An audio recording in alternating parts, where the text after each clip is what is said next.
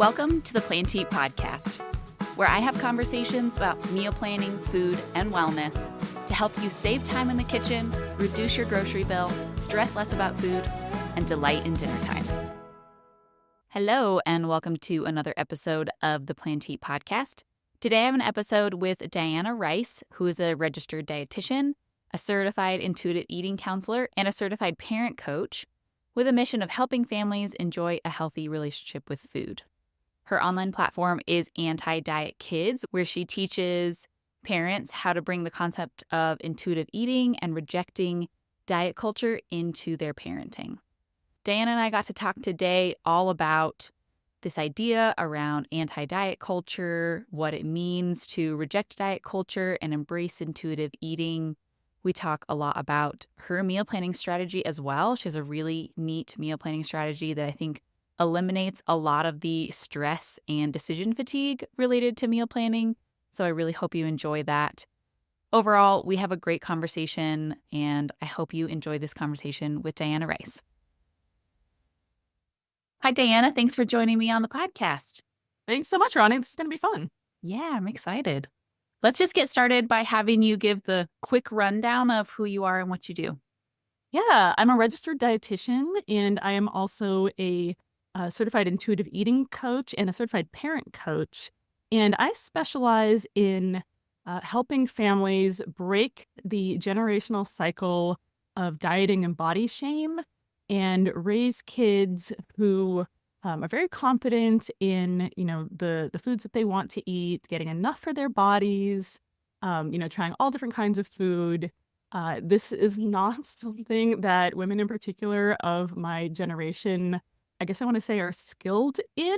When you've grown up with good food, bad food, and going to Weight Watchers meetings with your mom, and just, even just the things that we see on the cover of magazines, like shed 10 pounds in 10 days, whatever. Yeah. I think that we're seeing a tide change on that right now. So really what I do is help parents, particularly women, sort of shift to a new way of thinking for themselves and then implement feeding strategies and body talk in their homes so that their kids don't end up going down the same path. Oh, wow. That is really cool. That's good work right there. Yeah. I kind of fell into it. And now that I'm in, I'm like, wow, I'm never leaving. This really needs to be done. Yeah, for real. Yeah. So you gave some examples there of, things that we see in diet culture, but can you define diet culture in case that's not a familiar term for anybody listening? Yeah. So I often use the definition from Christy Harrison, who is the author of the book Anti-Diet. And of course, my Instagram platform is Anti-Diet Kids. And I started that because there are quite a lot of resources out there for adults in rejecting diet culture for themselves. But I didn't see that anyone was really bringing it into, how do we nip this in the bud? How do we, not, start doing this all over again with our kids? So her definition of diet culture, and there are other people, this is just the one that I tend to default to. It's a system of beliefs that worships thinness and equates it to health and moral virtue. It promotes weight loss as a means of attaining higher status. So not just attaining health, but like attaining, better treatment in the world. Demonizes certain ways of eating while elevating others. I actually rely on this point quite a lot in my work because a lot of times parents will tell me it's not about the size of their body. All bodies are good bodies. I just my kid is so picky and, he never wants to eat, fill in the blank, or I grew up eating this and, my kid never wants to eat it. And I'm really all about helping our kids foster meeting their nutrient needs in a way that works for their sensory needs, their cultural preferences. And so not demonizing any kind of type of eating. And then lastly, oppresses people who do not match up with the supposed picture of health. That's anything from people hearing a very rude comment on the street about their body size, or not getting the medical care they need. And it is really important to point out that although a lot of my clients are, women who would love to shed those last 10 pounds that they see on the cover of magazines, the diet culture and any system of oppression is always going to harm the people with the least privilege. So, the people who suffer most from diet culture are people with largest bodies, marginalized skin tones, different abilities. And so I firmly believe that if and when we can put an end to that marginalization, it gets better for everybody, right? We're going to stop worrying about losing those last 10 pounds because I believe, we're going to talk about this as if it's going to actually happen. We're going to live in a society where that is just not going on anymore. Mm-hmm. Yeah. There's you talking about all of those things makes me think of the idea of like pretty privilege, being able to like go about the world and have people respond really positively to you because you fit the supposed standard that is set in the culture for what is viewed as pretty here or anywhere else in the world, I guess. Yeah. We have data that people in larger bodies don't get promotions at the same rate that thinner people do, or like don't even get the job in the interview, because we have associations between, what does a large body say about a person's discipline or, self-care, things like that. And it's just true. I mean, I don't know if you want to get into this right now, but the foundation of my work is that intentional weight loss does not work, and that you can have plenty of research shows you can have a larger body and achieve health goals if that's what you set out to do. And it's really just more of a aesthetic oppression that we are putting on people, which really sucks. Yeah. It really sucks. Yeah, not equating like the number on the scale with actually being considered healthy. Well, those are not mutually exclusive. Yeah. Exactly. Yeah. Mm-hmm. So to back up a little bit, I'm curious how you got started with this line of work. Does it come from your own personal story or experience? Yes, but in a non-direct way. So I became a dietitian. It was sort of a career change for me. I worked in media for a couple of years after first graduating college, and got more and more interested in food, and in particular in family feeding, even though I didn't have kids at the time. And so I went back to school to become a dietitian. And once I got out there in the world of nutrition professionals, I kind of realized that I had a very different approach. For me, I've actually been very blessed to have a healthy relationship with food my whole life. A huge part of that is that I am a thin person. I was a thin child. Nobody ever told me to go to a Weight Watchers meeting, right? It was easy for me to eat what I wanted to eat and stop eating when I was full, because nobody was ever telling me any different. And so when I realized that so many other people didn't have that experience, both a lot of other nutrition professionals who either got into the business because they wanted to learn the very best way to be healthy and, most likely be in a thin body. And, just sort of being a dietitian, it all just exposed me to more of the social justice elements of, what we call weight-centric healthcare is, if you're in a large body, you should lose weight. Weight-inclusive healthcare is, so not like, obviously this is a better choice. You get help regardless of your body size. And so I started getting exposed to more of those concepts. And then what I've been able to do, since I already had an interest in family nutrition, was kind of harness my own background of having had a childhood where I did have a healthy relationship with food. And we had, all the stuff that parents these days are worried about. We had Kool-Aid and potato chips and Oreos and all that stuff. And they were just never off. This is what I preach to parents now. They were never off limits, but it also wasn't like, this is what's for dinner, Kool-Aid and Oreos, whatever, And so, I am able to draw on my background of having a healthy relationship with food as a kid and advocate for all kids having that type of relationship with food, regardless of their body size. And it was in becoming a certified intuitive eating counselor that I learned how to help adults. Intuitive Eating is a book by two dietitians, Evelyn Tribole and Elise Resch, and is a method for ending the cycle of yo-yo dieting and shifting towards eating as much as your body needs of satisfying foods that you like to eat, and calling it a day. There's a portion at the end about gentle nutrition. So if you're like, oh, maybe I should increase my fiber, it's like, what foods do I like that have fiber in it? Not, I need to choke down this bran or whatever.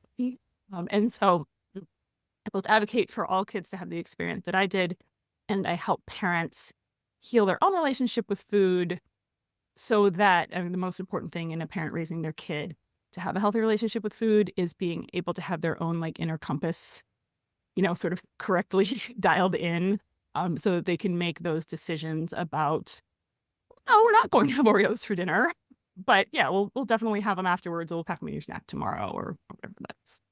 Yeah, that's so interesting hearing you say those things. Really, I feel like the light bulb went on for me to be like, it's just as much about or more about the parents and their influence on kids as it is about how the kids are viewing themselves and food and things like that.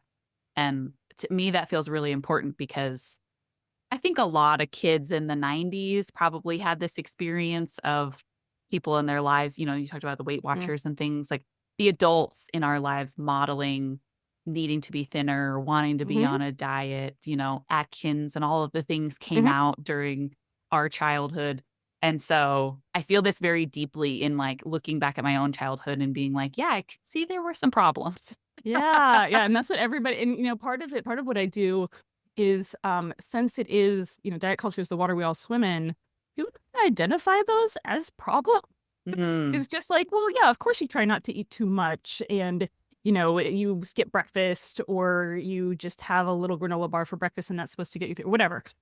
Or good food, bad food. Like some people enter parenthood and they're like, well, I'm teaching that this is a square and this is a circle. I should be teaching that ice cream is bad and apples are good, right? And so a lot of what I do is help parents identify why some of that stuff is even problematic and the underlying systems of oppression that it comes in, basically. Yeah, right. Yeah. Are there myths that people believe about what anti-diet means that you continually see? Yeah. Oh man, I run into this all the time. I didn't realize getting into this business that my number one job would be dispelling the myths. I was like, let's talk about the good stuff, what to do instead. The number one myth is that if you are not strictly controlling your dietary intake and adhering to like a strict exercise schedule, I call those sort of extrinsic factors. I can have this many Weight Watchers points, or I can have salad but not a burger. Like those are all decisions that don't come from within the self. And what I advocate for is making those decisions from within the self. What am I hungry for? How much food is my body telling me that it needs? But a lot of times people believe that if we are not holding ourselves to those extrinsic standards, then everything's just going to go to hell. Because we believe this for so long. We believe you cannot trust yourself to eat nutritious food. You have to force yourself to do it. And even if people aren't taking it, that seriously, there's this concept that if you're not trying to do the right thing by eating healthy food, then, your internal demon is going to take over and you're never going to eat anything healthy. And when it comes to parenting in particular, so there's that, which like, I would say, believing that if you trusted yourself, you're never going to eat anything healthy is sort of the mindset of people who haven't yet let go of diet culture. And then the pendulum swings to the other direction as well for parents who are like, yes, down with diet culture. I'm never dieting again. I never want my kids to experience that, which is like, yay, we're on the right track. But then this pendulum can actually swing too far in the other direction of, so I'm going to let my kid make all of their food decisions, when to eat, what food to eat. I never want my child to feel, restriction. And this is the more nuanced myth to get across, is that is actually not the best approach either, because same with everything that we're doing for our kids in childhood, we are teaching them how to take care of themselves well as we launch them off into adulthood. So, maybe, setting aside an hour every afternoon for your homework instead of just do your homework whenever you feel like it, or, having a scheduled bedtime as kids get older and more responsible, learning to do laundry and keep their rooms clean and things like that.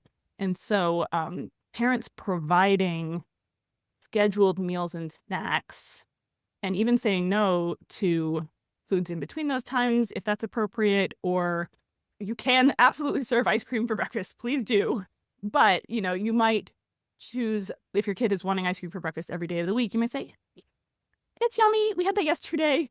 We're going to have Cheerios today. We'll have ice cream again soon. Like that kind of thing, where you as the parent are looking out for the child's overall nutritional intake, because they can't yet. They're too young. Although I do firmly believe that even without having consciousness of nutritional, we need this many carbs and this many, like whenever I do, it's kind of ironic, but I sometimes have my clients do like a MyFitnessPal style logging of their kids' food.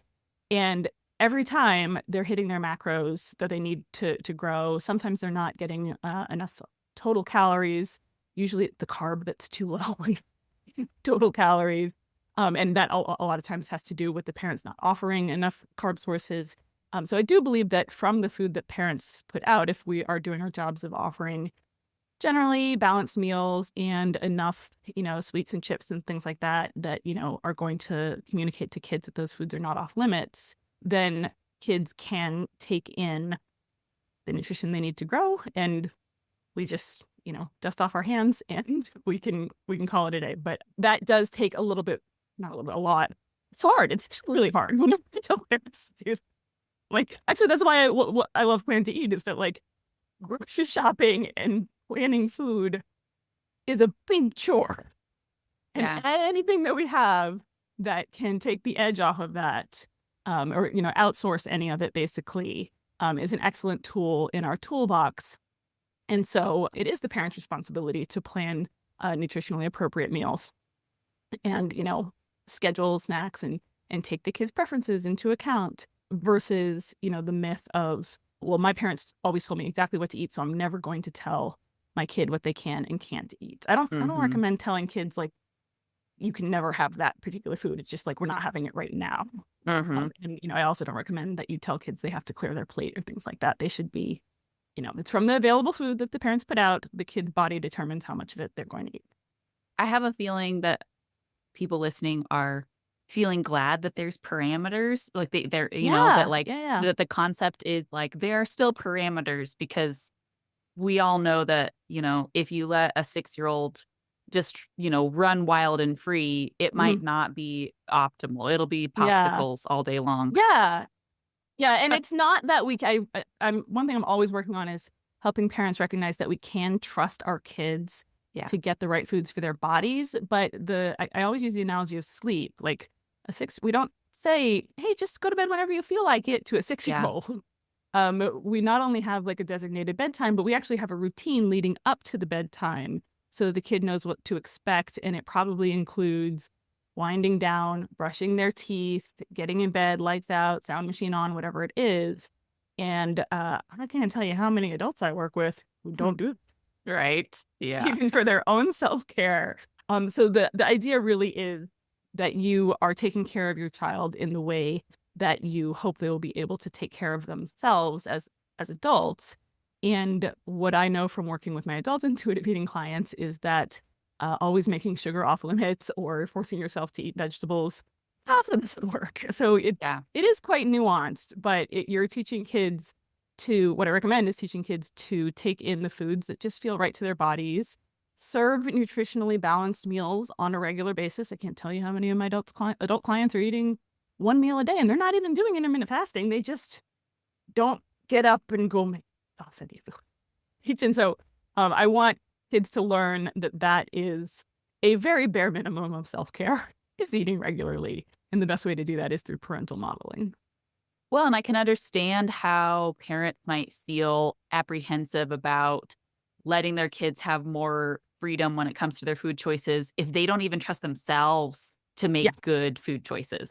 Yeah. What I really think it comes down to is, do you or do you not believe that a human being will, just sort of devolve into a giant bag of Doritos left to make their own food choices?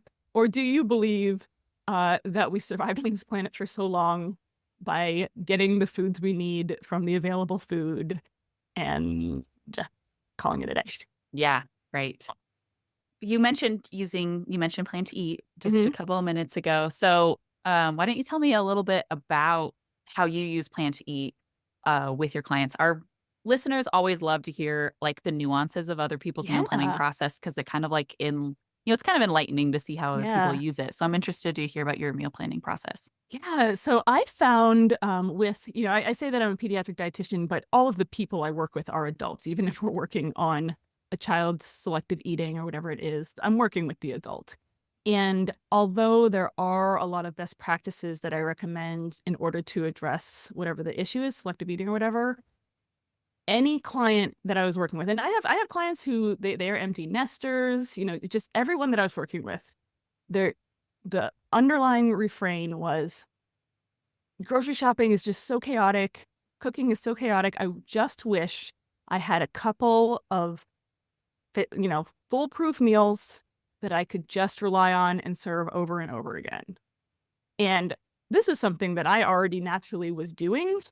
I think it's a lot easier when you have a healthy relationship with food to cook what you want to eat. And also I don't stress out if I'm using jarred sauce or, I use a lot of processed ingredients because they evolved because you can either work in your kitchen all day or you can have an actual job and use, shortcuts. You'll drive yourself crazy trying to do both. But I think that diet culture teaches us that this is actually kind of dark. I think that the narrative against processed food emerged as women joined the workforce. And it's like, how can we continue to hold these women back?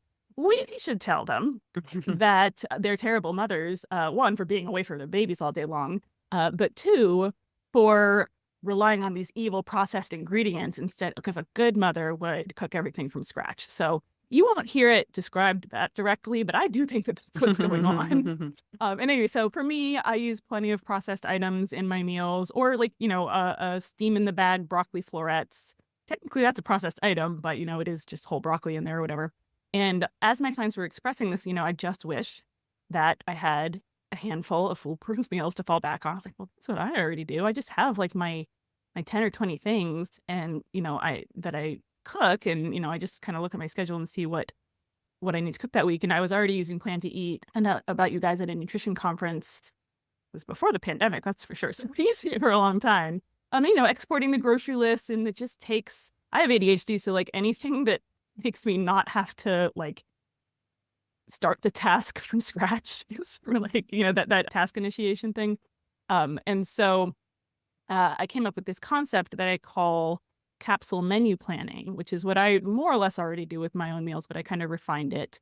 And so how I actually use Plan to Eat is I don't have 100 or 200 recipes in there.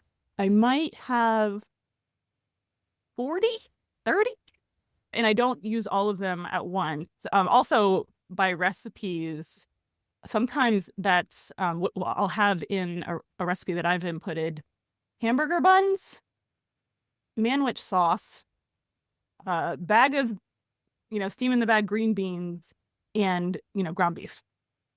That's the whole dinner. Yeah. Not a recipe, but my family loved sloppy joes.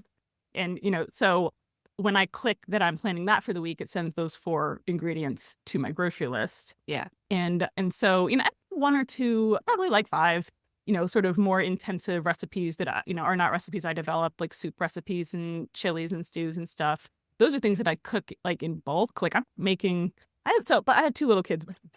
I'm making a stew from scratch on a weeknight, but I might have made 8 servings or 8 family meal sized portions of that stew 5 Saturdays ago. And, I defrosted out of the freezer, and you've got the function to, have your freezer stash in there as well. So that's how I use it. And I kind of formulated this concept of capsule menus, which is born out of or sort of a copycat of the capsule wardrobe concept. Are you familiar with that? Yeah. Yep. It's as I started into it, the number of parallels, I was like, oh, wow, things actually really work. The concept of capsule wardrobes is that instead of having 200 items in your closet, you have 30 or 40, and you're not that limited in your outfits, because you can wear a classic pair of jeans with a white t-shirt or with, a lacy tank top, and those are 2 totally different, outfits for different occasions or whatever. But the concept is actually, it's simplifying things so that you're not overwhelmed every time you walk into your closet. and knowing what works for you and your style, and kind of, eschewing fashion trends of, everybody says you got to wear these wide leg jeans these days, but, then you buy a pair and it actually doesn't match with anything else in your wardrobe. And you're like, why do I even own these? Right. And so the concept of capsule menus, especially for families with young kids, is that you have, in the beginning of the course, I encourage my participants to just make, what do I like to eat? What does my husband like to eat? What do my kids like to eat? And, kind of come up with a list of, you can start with 7, 14, 21, maybe if you don't cook 7 nights a week, you start with 5 and you plan for takeout for the other nights. And then you kind of refine them down to a rotation that you can sort of set on autopilot using the plan to eat menu function.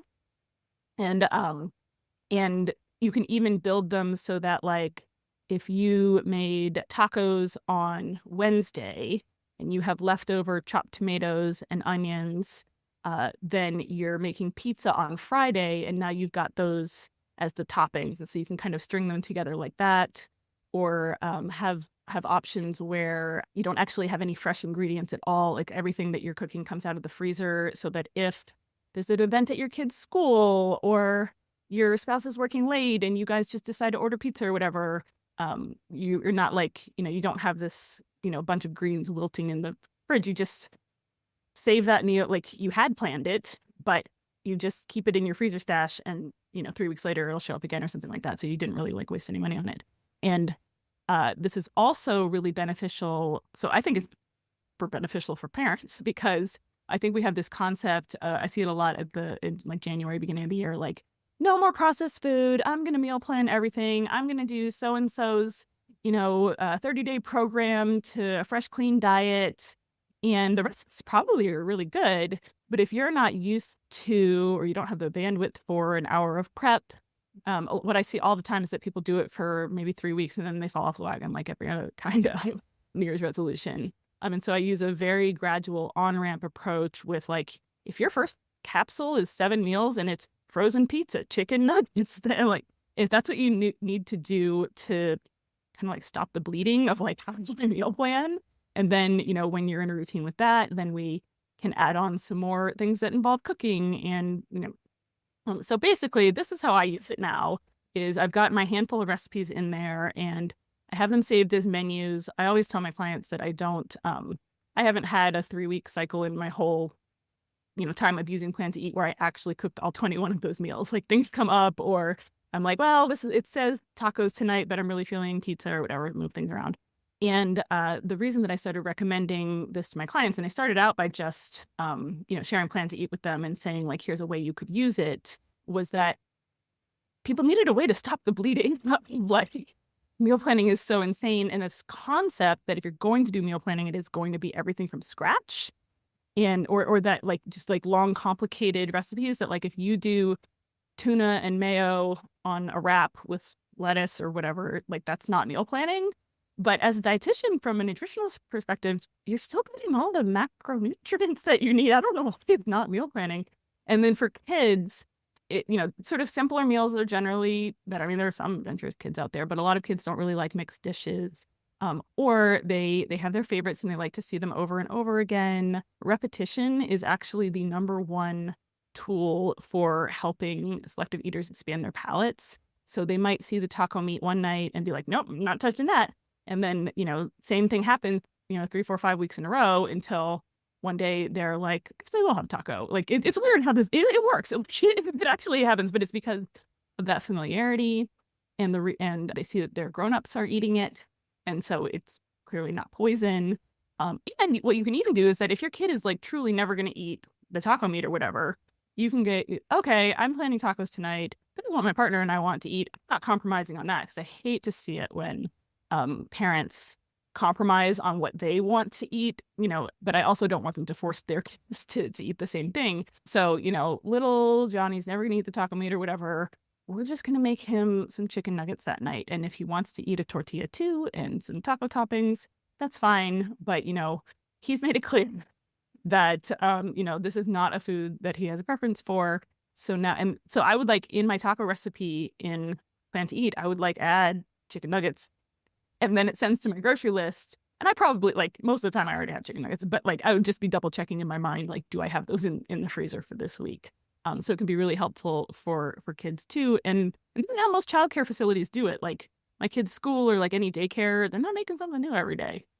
They've got a rotation of meals that they're just gonna, serve on repeat. And this is basically operating our kitchens as a small scale food service, operation, which it is. And the reason it's stressful is that we're not treating it that way. Yeah. You said I feel like I have so many comments to make on what you just said. For a long time.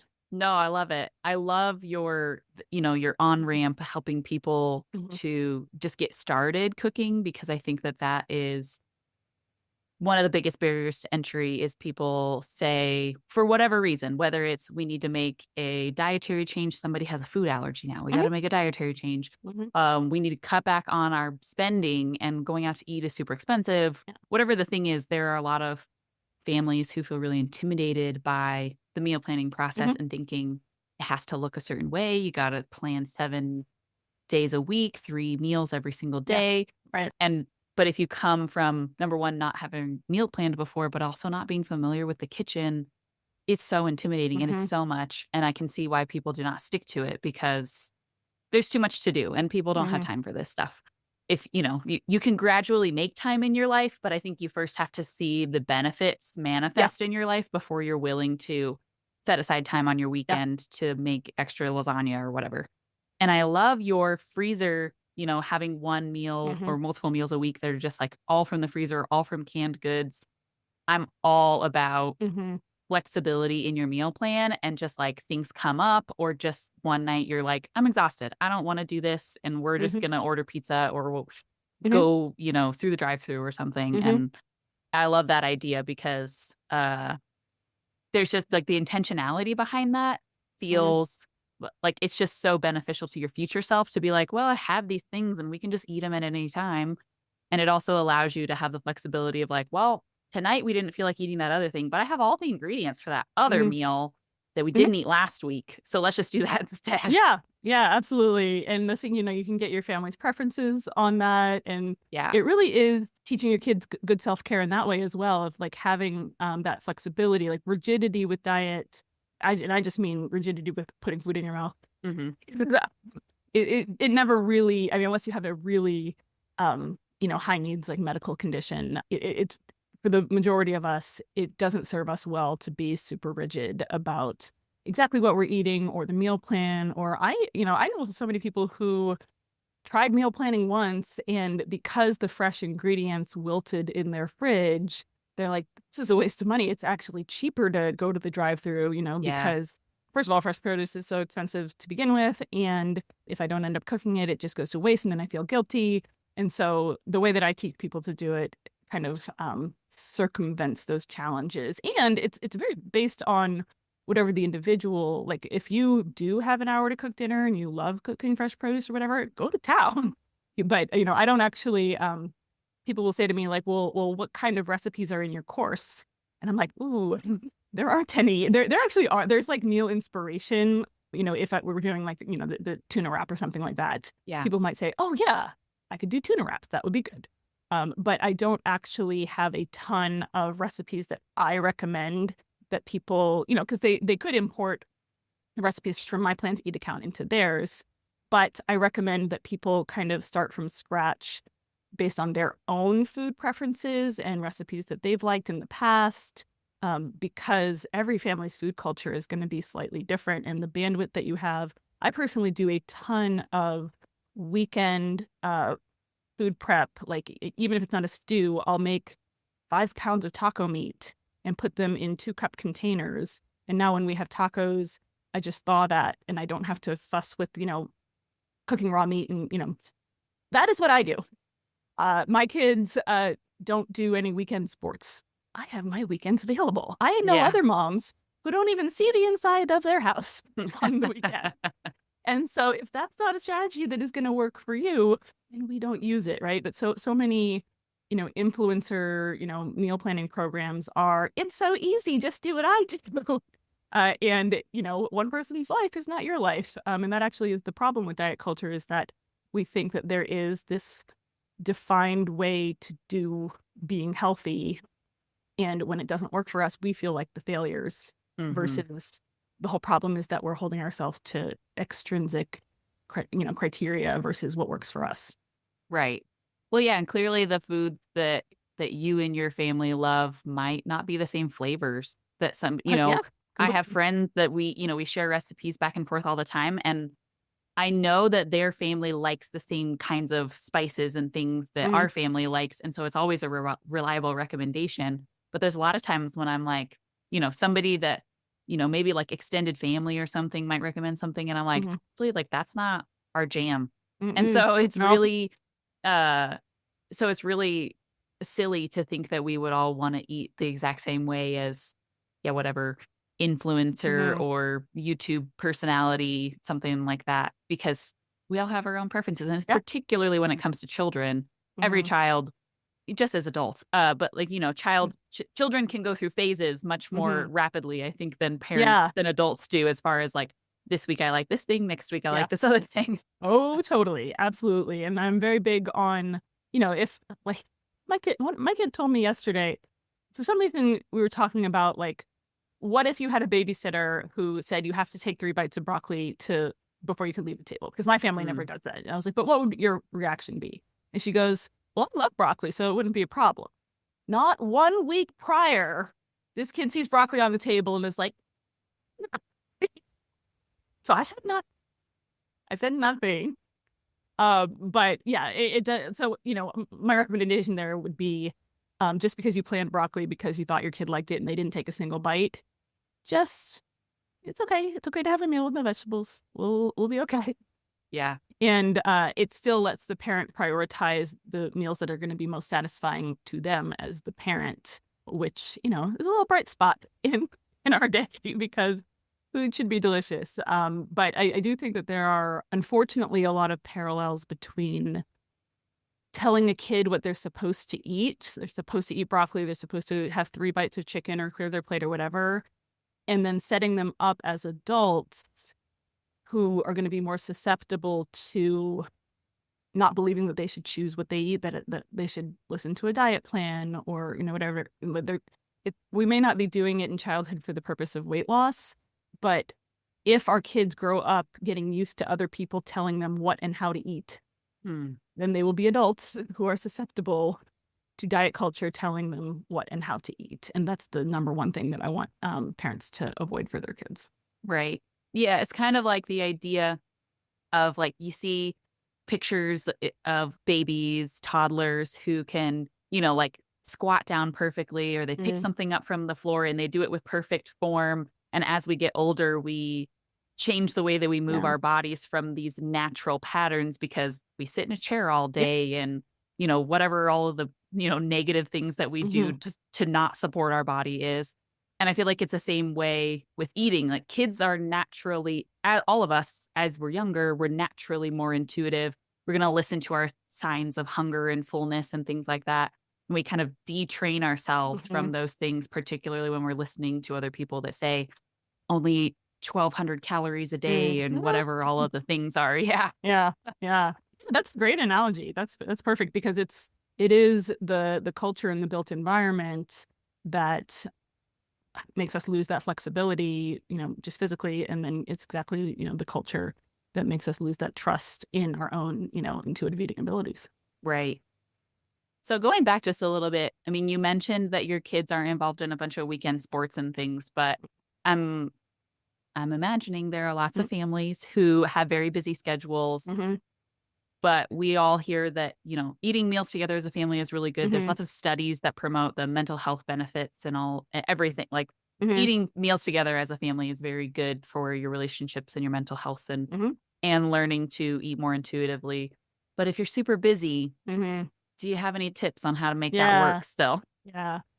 So I know exactly which studies you're talking about. And one thing about them is that it is not necessarily, I'm a big advocate of the food modeling, but it is not necessarily the fact that you're all eating together versus the fact that there is a time carved out from the child's schedule to connect with the parents. And that, if something is really stressful at school, they can talk about it or they can celebrate their wins.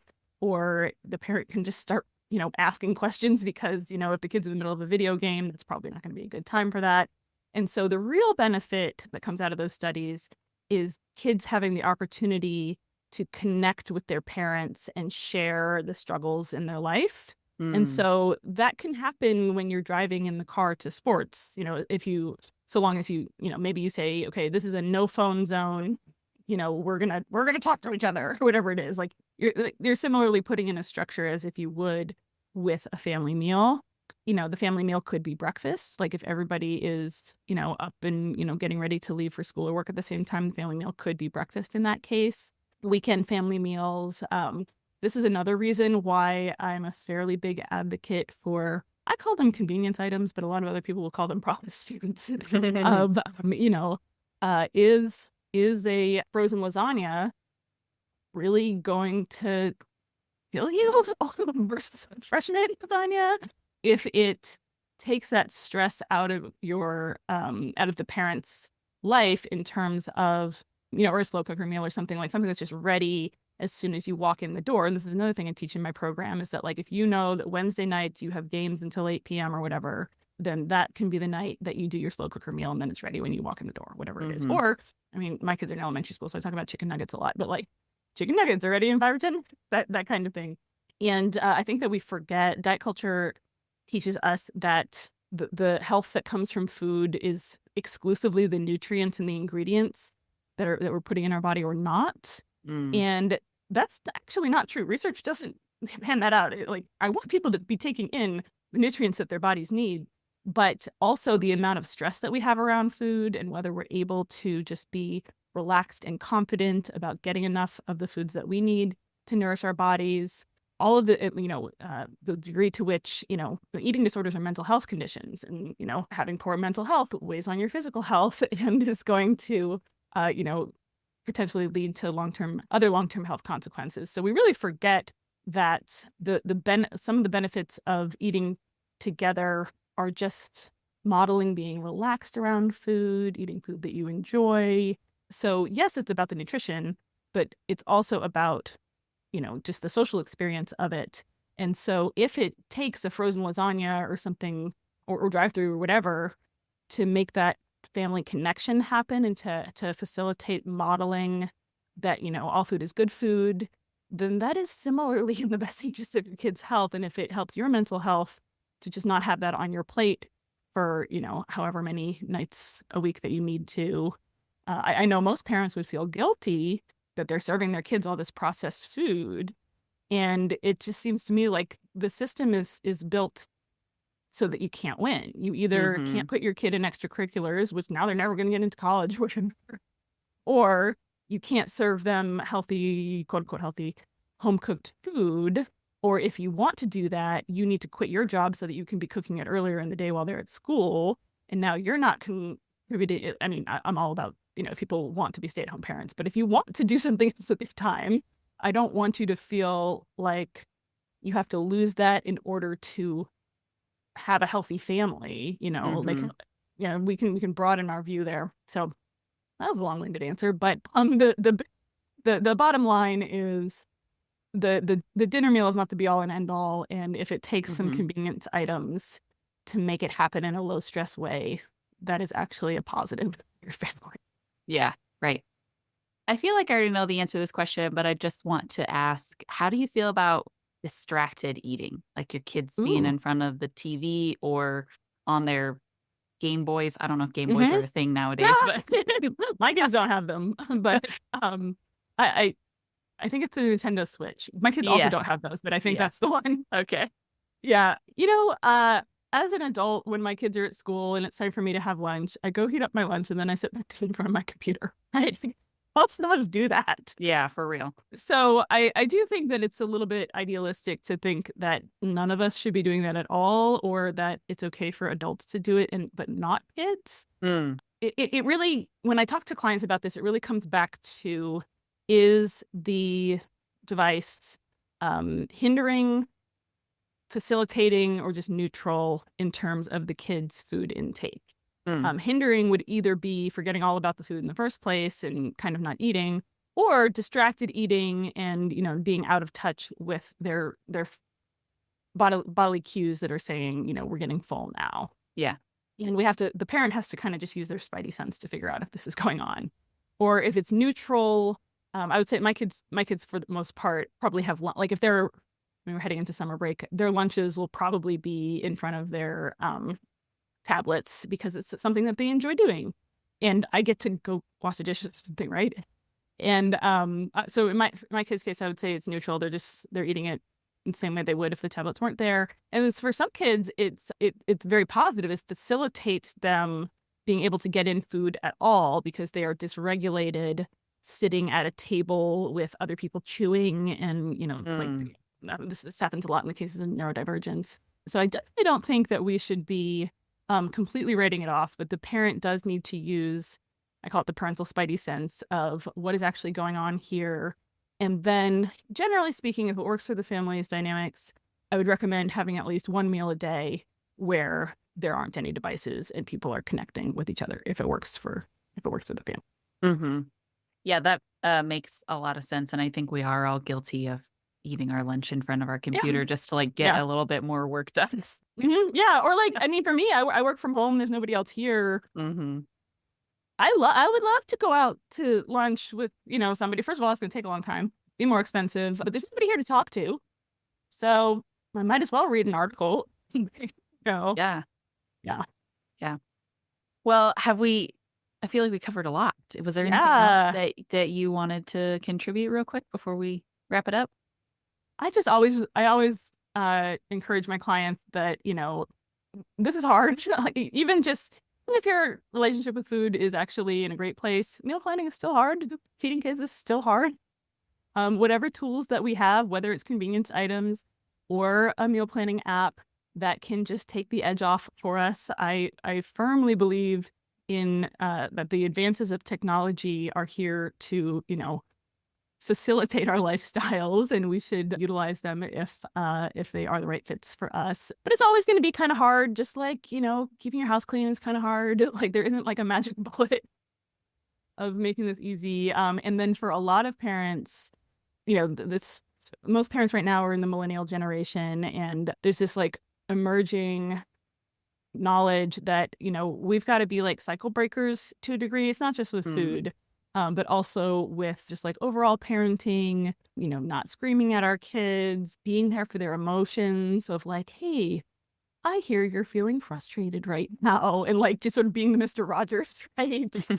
And the more and more work I do on this, because I did add a parent coach certification to my resume when I realized that it is not all about the food. It is about what people are bringing in psychologically to everything is, this is kind of like a sandwich generation where we're driving without a roadmap, where we want better for our kids, both in terms of their relationship with food, their ability to process emotions, their abilities to pursue their own dreams and not be like kind of put into a box, whatever it is.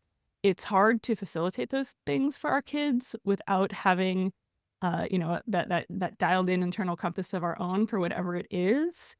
And people are angry that this wasn't their own childhood, and that's okay to be angry about that. And that's not necessarily a universal experience, but if anybody's listening being like, oh yeah, I never thought about that. I say on paper that I help kids have a healthy relationship with food. Really what I do is help adults connect the dots on, these things are very hard and they're hard by design, but we're learning more and more about what really supports kids and how to put it in place. And we can do these things for our kids. And, that is sort of, to get real meta, like we're advancing society in doing, and that's kind of, it's like, on the one hand, you're just saying, let's order pizza. On the other hand, you're advancing society. You're teaching your kids positive coping skills. And, that's just what seems to be a theme in my work. Yeah, I love that. I feel like we could have a whole other conversation specifically related to that. Yeah. Unpacking our childhood issues. Yeah.